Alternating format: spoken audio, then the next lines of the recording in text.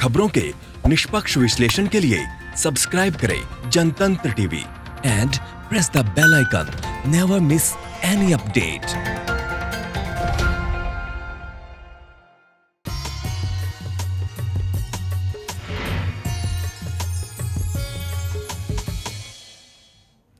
नमस्कार, आप देख रहे हैं हमारी खास पेशकश भाग्य चक्र। मैं हूं आपके साथ रोमिता। पूर्वजों की आत्मा की शांति और उनके तर्पण के बारे में श्राद्ध किया जाता है और ये श्राद्ध का अर्थ होता है कि श्रद्धा पूर्वक आप अपने पितरों के प्रति सम्मान प्रकट कर सकें। श्राद्ध पक्ष में अपने पूर्वजों को एक विशेष समय में 15 दिनों की अवधि तक सम्मान दिया जाता है।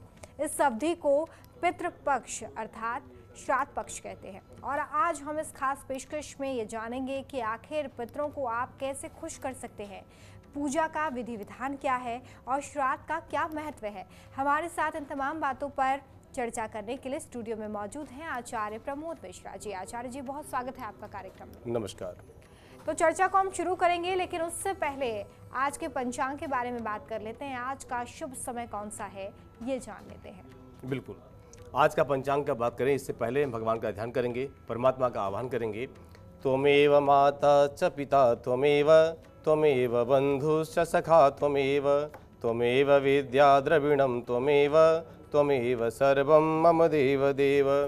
परमपिता को नमन करते हुए, प्रणाम करते हुए और बात करते हैं आज के पंचांग के बारे में कि आज का पंचांग आपके लिए क्या कहता है। आज दिनांक 28 अगस्त 2020 दिन शुक्रवार। आज भद्रा रात में 8:24 से प्रारंभ होगी। इससे पहले कोई ऐसा दोष नहीं है। और गंडमूल नक्षत्र भी आज है, जो कि दोपहर में 12:38 तक रहेगा। इसके बाद गंडमूल समाप्त हो जाएगा। आज प्रमादी नाम का संवत्सर संवत 2077 साके 1942 भाद्रपद शुक्ल दशमी सुबह 8:38 तक। इसके बाद एकादशी तिथि प्रारंभ हो रही है। नक्षत्र मूल है, जो दोपहर में 12:38 तक रहेगा। इसके बाद पूर्वाषाढ़ा प्रारंभ हो जाएगा। प्रीति योग शाम को 4:05 तक। इसके बाद आयुष्मान योग प्रारंभ हो जाएगा। बड़िजकरण रात को 8:24 तक। इसके बाद बिष्टि यानी भद्राकरण प्रारंभ होगा और चंद्र देवता धनु राशि में अहोरात्र यानी दिन रात बने रहेंगे।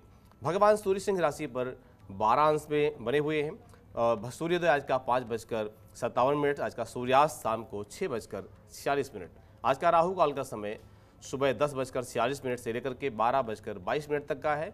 विशेष कार्यों के लिए वर्जित किया जाता है। आज का अभिजीत मुहूर्त 11:56 से लेकर के और 12:48 तक का है। ये प्रत्येक कार्यों के लिए शुभ बताया जाता है। आज का दिशाशूल दक्षिण पूर्व दिशा में यात्रा बिल्कुल न करें। परिहार के अनुसार अगर परिहार है और करना पड़ रहा है तो दुर्गा जी को अनार का फल और गुड़हल का फूल अर्पण करके उनको प्रणाम करके यात्रा कर सकते हैं। चलिए, तो आज का पंचांग आपने जाना, शुभ समय कौन सा है और किन बातों का आपको ध्यान रखना है, इसके बारे में आचार्य जी आपको बता रहे थे। अब हम चर्चा की शुरुआत करते हैं और आज श्राद्ध पक्ष के बारे में हम बात करने वाले हैं। तो इससे जुड़े बहुत सारे प्रश्न आपके मन में भी होंगे, तो ज़रूर ध्यान से हमारे कार्यक्रम आप देखते रहिए। साथ ही टीवी स्क्रीन पर अब नंबर फ्लैश होंगे। अगर कोई सवाल आपके मन में है तो आप कॉल करके अभी आचार्य जी से बात भी कर सकते हैं।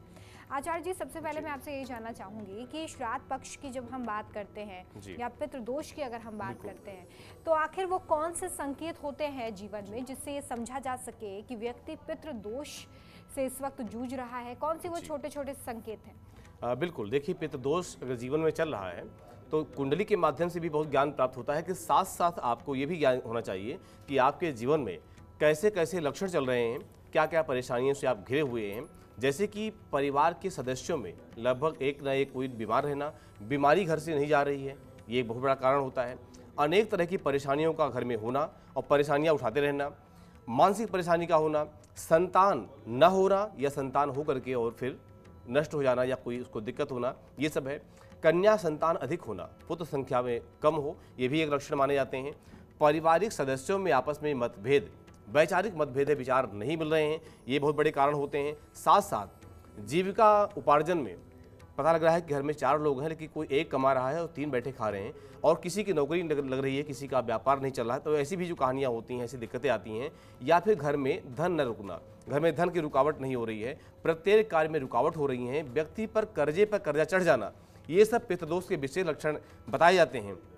साथ साथ सफलता की अंतिम सीढ़ी पर पहुंच करके और वहां पर ब्रेक लग जाना यानी रुकावट हो जाना और फिर वापस आदमी नीचे लौट आना, ये सब जो चीज़ें होती हैं, दुर्घटना की आशंका, बार बार एक्सीडेंट होना, दुर्घटना होना, वाहन में बार बार चोट चपेट लगना, पैरों में चोट लगना, ये सब बहुत बड़े कारण होते हैं। साथ साथ ये भी देखा जाता है कि जो जन्म कुंडली में काल सर्प नामक जो विशेष योग होता है, ये भी एक पितृदोष का लक्षण होता है। क्योंकि जब पितृदोष पुराना हो जाता है, उसका कोई इलाज नहीं किया जाता, कोई उसका उपाय नहीं किया जाता, कोई प्रयोग नहीं किया जाता है, वही आगे आने वाले समय में काल सर्प नामक योग होकर के और प्रकट होता है जीवन में। फिर क्या होता है कि जीवन में अनेक घटनाएं, अनेक अस्थिरता, अनेक मुसीबतों का सामना भी बार बार करना पड़ता है। तो यहाँ कहते हैं कि इस तरह से अगर ऐसा कुछ हो तो आपको इस पर विशेष ध्यान देना चाहिए। यहाँ पर कुछ सावधानियाँ भी हैं। अगर ऐसा कुछ हो आपके जीवन में है तो आपको पितृपक्ष में आने वाले समय में जीव जंतु को बिल्कुल दया करनी चाहिए, कभी भी गलती से भी जीव जंतुओं को नहीं मारना चाहिए। साथ साथ पितृ पक्ष में इस समय किसी के यहाँ पराये अन्न का अनावश्यक भोजन नहीं ग्रहण करना चाहिए और भोजन करना नहीं चाहिए, या किसी का अन्न अनावश्यक लेना चाहिए। ज़बरदस्ती कई बार लोग किसी का छीन लेते हैं, ले लेते हैं, बेईमानी कर लेते हैं। इन सब कामों से बचना चाहिए, क्योंकि ऐसा करने से आपका दोष बराबर बढ़ रहा है और जब ज़्यादा बढ़ता है तो घटनाएं, दुर्घटनाएं, समस्याएं बराबर बनी रहती हैं। साथ साथ शाम के समय पितृपक्ष के दिन आपको क्या करना चाहिए कि पितृगणों के निमित्त उनका ध्यान करना चाहिए और आसपास पीपल का पेड़ हो, वहाँ जाकर के दीपक जलाना चाहिए, वो भी चौमुखा दीपक जो चारों दिशाओं से युक्त हो।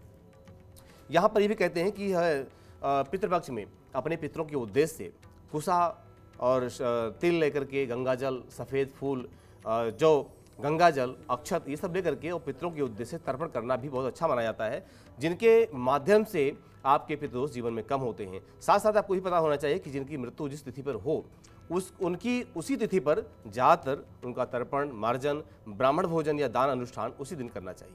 जी चलिए, तो अभी आपने जाना कि किस तरीके से पितृदोष आपके जीवन में है या कुंडली में है। छोटे छोटे संकेतों से आप ये समझ सकते हैं। कुंडली बहुत कुछ आपके जीवन के बारे में आपको बताती है, लेकिन ये छोटे छोटे से जो क्लूज हैं, इससे भी आप समझ सकते हैं कि कहीं ना कहीं आपके जीवन में जो परेशानियां आ रही हैं उसका कारण पितृदोष है।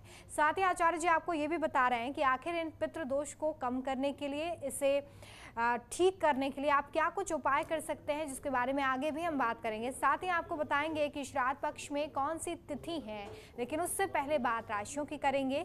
राशियों की शुरुआत कर लेते हैं। मेष राशि की सबसे पहले बात करेंगे और ये बताएंगे कि आज उनके लिए दिन कैसा रहने वाला है, किन बातों का खास ध्यान रखना है। आचार्य जी। बिल्कुल, जिनकी मेष राशि है उनको ध्यान रखना चाहिए और साथ साथ उनके लिए क्या फलादेश। आज जमीन जायदाद से जुड़े मामलों की मिलने की पूरी संभावना है। जो मामले हैं वो खत्म हो जाएंगे, जमीन आपके पक्ष में आएगी। आज का दिन एक नए व्यापार उद्यम लगाने का बिल्कुल समय है। स्वयं पर विश्वास रख करके ही आज कार्यों को करना चाहिए। शुभ रंग सफेद, भाग्यांक 1, उपाय के रूप में शिव के निकट खड़े होकर के और रुद्राष्टक का पाठ करें, उनसे प्रार्थना करें, दिन की शुरुआत करें। आज क्या न करें, किसी के निंदा में आपको नहीं पड़ना चाहिए। हम बात करते हैं अगली राशि की, वृषभ राशि। वृषभ राशि कहती है कि आज नौकरी में पदोन्नति मिलने की पूरी संभावना है। आज कोई नया काम प्राप्त कर सकते हैं। धैर्य से किए गए कामों में आपको सफलता मिल सकती है। शुभ रंग हल्का नीला, भाग्यांक 8, उपाय के रूप में गणेश का चालीसा पढ़ करके यात्रा शुरू करें, यानी दिन की शुरुआत करें। क्या न करें, घर में क्लेश आपको नहीं करना चाहिए। बात करते हैं अगली राशि की, मिथुन राशि। मिथुन राशि कहती है कि व्यावसायिक प्रयास आपका फलीभूत होगा। आज आपके कोई कार्य में अड़चन नहीं आएगी। जीवन साथी की भावनाओं को समझने का पूरा प्रयास करें। शुभ रंग लाल, भाग्यांक 6, उपाय के रूप में ओम तत्पुरुषाय विद्महि महादेवाय धीमहि तन्नो रुद्रः प्रचोदयात्, इस मंत्र का 11 बार जप करके और दिन की यात्रा शुरू करें। और क्या न करें, रात्रि में किसी पेड़, पौधे या पत्तियों को आपको नहीं तोड़ना चाहिए। बात करते हैं अगली राशि की, कर्क राशि। कर्क राशि कहती है कि आपकी व्यापार से संबंधित सभी योजनाएं सरलता से पूरी हो जाएंगी और आपकी पारिवारिक जीवन में शांति का वातावरण बना रहेगा। यात्रा में सावधानी रखें। शुभ रंग हरा, भाग्यांक 4, उपाय के रूप में ओम गंग गणपतये नमः, इस मंत्र का 21 बार जप करके और दिन की शुरुआत करें। क्या ना करें, पूजा के बाद आसन को प्रणाम करना बिल्कुल न भूलें। बात करते हैं अगली राशि की,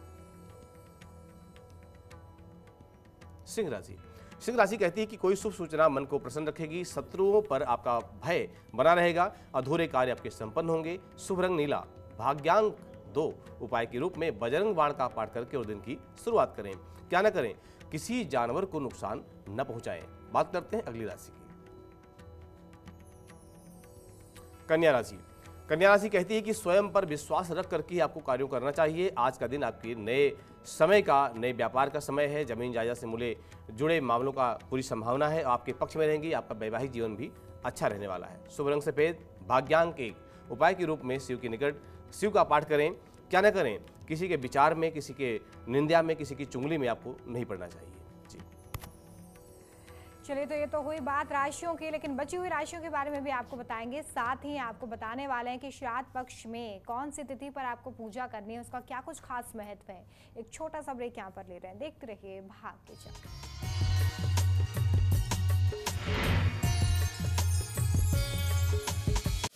खबरों के निष्पक्ष विश्लेषण के लिए सब्सक्राइब करें Jantantra TV and press the bell icon. Never miss any update.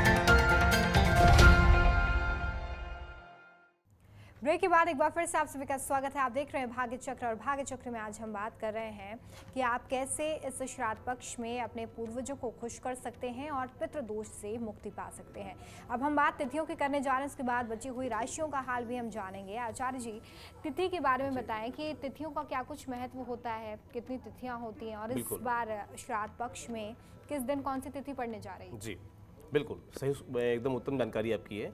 और आपको ये जरूर जानना चाहिए कि कौन सी तिथि, कौन सा श्राद्ध किस तिथि में पड़ रहा है और कब करना चाहिए आपको।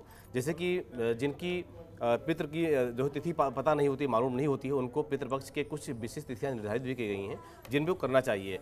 और वह पितृ उन तिथियों को अपने पूर्वजों से, अपने बच्चों से, अपनी संतानों से सब कुछ आग्रह करते हैं और जो है मांग रखते हैं।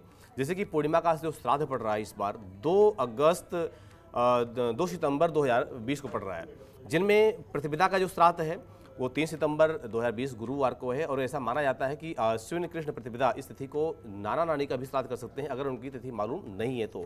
यहाँ पर सही बताया गया है, इस तिथि को श्राद्ध करने से उनकी आत्मा को पूरी शांति मिलती है। साथ साथ नाना नानी के परिवार में यदि कोई कार्य करने वाला ना हो, श्राद्ध करने वाला ना हो, तो इसलिए इस तिथि में उनके लिए आप जरूर कर सकते हैं।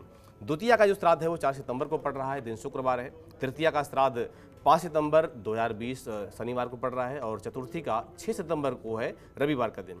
पंचमी का श्राद्ध 7 सितंबर को पड़ रहा है। जिनकी मृत्यु अविवाहित अवस्था में हुई हो, विवाह ना हुआ हो, उनका श्राद्ध इसी तिथि में करना चाहिए। षष्ठी का श्राद्ध जो है 8 सितंबर को है, दिन मंगलवार। सप्तमी का श्राद्ध 9 सितंबर को है, बुधवार। अष्टमी का श्राद्ध 10 सितंबर गुरुवार को है। और ध्यान रखें, नवमी का श्राद्ध मातृका श्राद्ध के नाम से जाना जाता है। माताओं का श्राद्ध जो पालन महिलाएं करती हैं, उसके अनुसार जब से श्राद्ध पद शुरू होता है तब से लेकर के और नवमी पर्यंत नियम पालन करती हैं।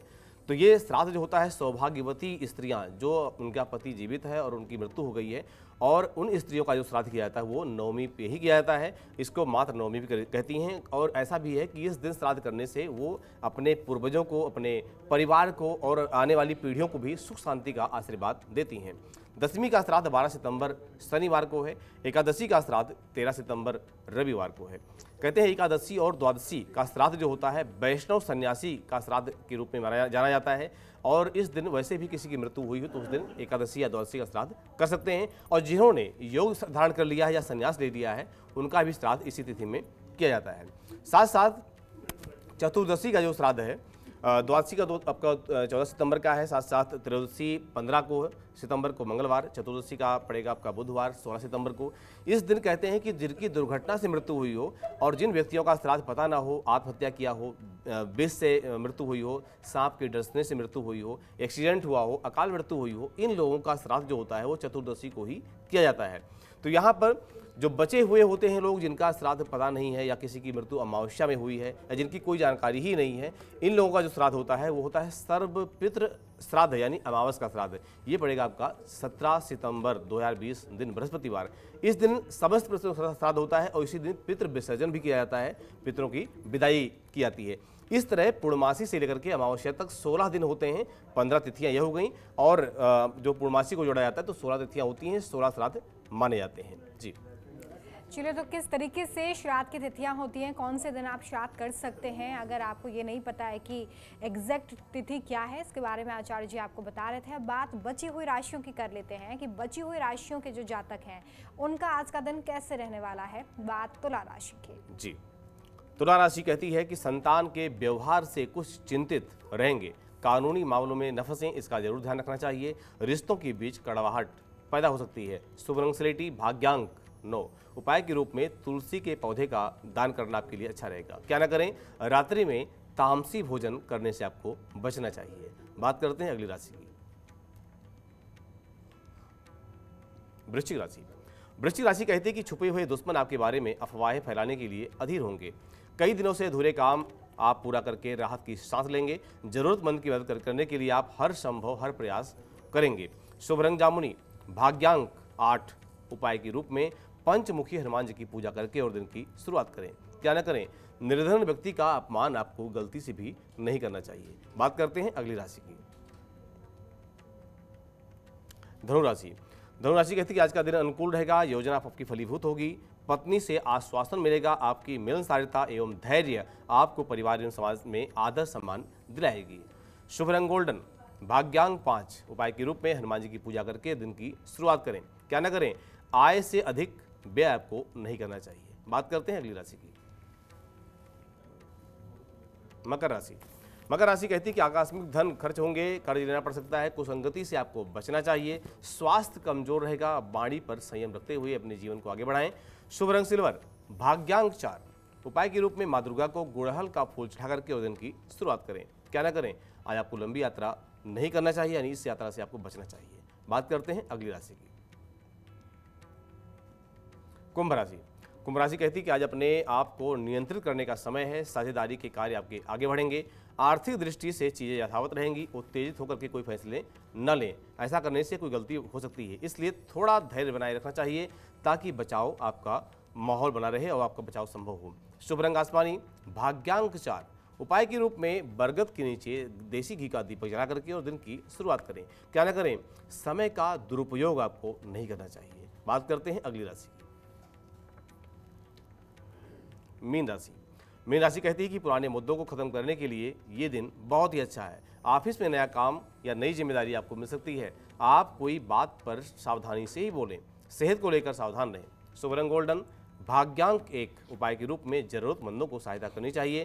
क्या न करें, किसी प्रकार के नशे से आपको दूर रहना चाहिए। जी, तो ये तो बात हुई राशियों की। अब बात उन लोगों की करते हैं जिनका आज जन्मदिन है, उनका पूरा साल कैसा रहने वाला है, साथ ही उनके इष्ट देव कौन है, शुभ अंक शुभ रंग उनके लिए कौन सा रहने वाला है, इसके बारे में आचार्य जी से जानेंगे। तो आचार्य जी, जिन लोगों का जन्मदिन है उनके लिए इस साल में क्या कुछ खास है? बिल्कुल, जिनका आज जन्मदिन है उनके लिए बहुत बहुत मंगल कामनाएं। आपका दिन, आपका वर्ष बहुत ही बढ़िया रहे। आज के दिन जन्मे व्यक्तियों का मूलांक 1 होता है। ये राजसी प्रवृत्ति के होते हैं। आपको अपने ऊपर किसी का शासन पसंद बिल्कुल नहीं है। साहसी भी होते हैं और हर बात जानने के जिज्ञासु भी होते हैं। आपका मूलांक सूर्य के द्वारा संचालित होता है। आप आशावादी भी होते हैं। आज का आपका शुभ दिनांक इस वर्ष पे कैसा रहने वाला है? 1, 10 और 28 आपका शुभ दिनांक है। शुभ अंक आपका 1, 10, 19, 28 और 45 है। शुभ वर्ष आपके 2026, 2044, 2053, 2062। शुभ वर्ष आपके 2000। आपकी इस तरह से इष्ट देव आपके जो हैं वो सूर्य भगवान और माँ गायत्री की उपासना आपके लिए बहुत बढ़िया रहेगी। पूरे वर्ष इनकी उपासना करें और अपने वर्ष को मंगल बनाएं। शुभ रंग लाल, केसरिया और क्रीम। यह वर्ष आपके लिए बहुत अत्यंत सुखद रहने वाला है। अविवाहित लोगों के लिए सुखद स्थिति बन सकती है। विवाह के योग भी आ सकते हैं। नौकरी पेशा लोगों के लिए बहुत ही उत्तम समय रहने वाला है। पदोन्नति के योग हैं। बेरोजगारों के लिए भी खुशखबरी है। आपके इस वर्ष सारी मनोकामनाएं लगभग पूरी होने वाली है। और वक्त हो चला है विशेष उपाय का। तो आज भाग्य चक्र में विशेष उपाय के बारे में बात करेंगे आचार्य जी। तो क्या है आज का विशेष उपाय? बिल्कुल, आज का विशेष उपाय आपके लिए बहुत ही कल्याणकारक है, मंगलकारक है और पितरों से संबंधित है। जिनके पितृ दोष से परेशान होते हैं, जिनके परिवार में किसी की इस वर्ष मृत्यु हुई है और अक्सर मन में होता है कि श्राद्ध क्या इस पर करेंगे, तो आज का विशेष उपाय में यही है कि आप इस वर्ष उनका श्राद्ध न करके गौ माता का पूजन करें और गौ माता पूजन करके और अपने पितरों के लिए, दिवंगत पूर्वजों के लिए गौ माता से प्रार्थना करें, उनकी परिक्रमा करें। ऐसा करने से पितरों को शांति मिलती है। आज का विशेष उपाय यही है। तो इस विशेष उपाय को जरूर करें। इन बातों का ध्यान रखें जो कि श्राद्ध पक्ष में आपको ध्यान रखनी चाहिए, ताकि पितृदोष से आप मुक्ति पा सकें और जीवन में खुशहाली आ सके। आचार्य जी, बहुत शुक्रिया हमारे दर्शकों को इतनी अच्छी जानकारी देने के लिए। इसी के साथ हमारी खास पेशकश में फिलहाल इतना ही। देखते रहिए जनतंत्र टीवी। नमस्कार। खबरों के निष्पक्ष विश्लेषण के लिए सब्सक्राइब करें Jantantra TV and press the bell icon. Never miss any update.